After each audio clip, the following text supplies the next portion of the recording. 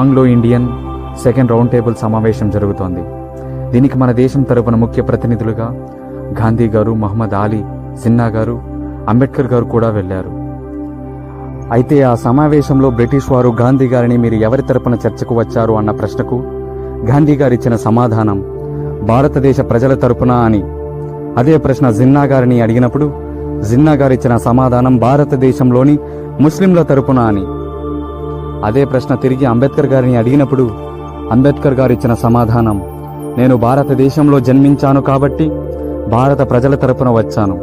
అంతకంటే ముఖ్యంగా గాంధీ గారు చెప్పిన ప్రజల యొక్క దృష్టిలో అస్పృశ్యులుగా భావించబడుతున్న లేక పిలువబడుతున్న వర్గంలో జన్మించాను కాబట్టి స్వతంత్రం అనే పదం కూడా తెలియని నా ప్రజలైన అస్పృశ్యుల తరపున వచ్చానని చెప్తుండగానే ఆ సమావేశంలో కూర్చున్న వారి రోమాలు నిక్కబొడుచుకున్నాయి. ఇలా చర్చ చాలా రోజులు జరుగుతూనే ఉంది. అయితే బ్రిటిష్ వారు వసతి కోసం ముగ్గురికి 3 చోట్ల వేరువేరుగా రెసిడెన్సీ ఇచ్చారు.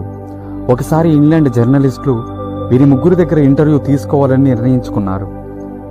రాత్రి 10 గంటల సమయంలో గాంధీ గారు ఉండే రెసిడెన్సీ దగ్గరికి రాగా అంతలో బయట ఉన్న గాంధీ గారి అనుచరులు ఆయన నిద్రపోతున్నారు, రేపు రండని వారిని పంపివేశారు. తిరిగి వారు 11 గంటల సమయానికి జిన్నా గారి రెసిడెన్సీ దగ్గరికి రాగా జిన్నా గారి అనుచరులు కూడా అలానే ఆయన నిద్రపోతున్నారు, రేపు రండని పంపివేశారు. అయితే చివరిగా 2 గంటల సమయంలో అంబేద్కర్ రెసిడెన్సీ దగ్గరికి ఆ జర్నలిస్టులు రాగా ఆయన ఒంటరిగా ఏదో రాస్తూ ఉన్నారంట. అంతలో వారు ఆయనకు దగ్గరగా వచ్చి ఆయనకు ఇలా ప్రశ్న వేశారు, సార్, మీతో పాటు వచ్చిన గాంధీ గారు, జిన్నా గారు నిద్రపోతున్నారు, మరి మీరెందుకు నిద్రపోకుండా ఇంకా మేల్కొని ఉన్నారు అని. దానికి అంబేద్కర్ గారు నవ్వుతూ, గాంధీ గారి ప్రజలు చైతన్యవంతంగా మేల్కొని ఉన్నారు కాబట్టి ఆయన నిద్రపోతున్నారు.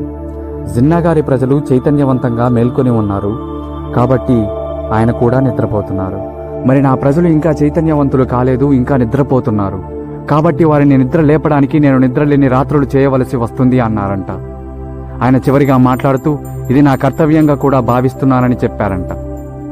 అలా ఆయన మాటలకు వారు ఆశ్చర్యపడి ఆనందంగా ఇంటర్వ్యూ తీసుకుని వెళ్ళిపోయారు. ఇప్పుడు మన మనస్సాక్షిని అడుగుదాం, మనం ఇంకా నిద్రలో ఉన్నామా లేదా మేల్కొని ఉన్నామా అని. ఆయన నిద్రలేని రాత్రులకు మనం విలువ ఇస్తున్నామా లేదా అని.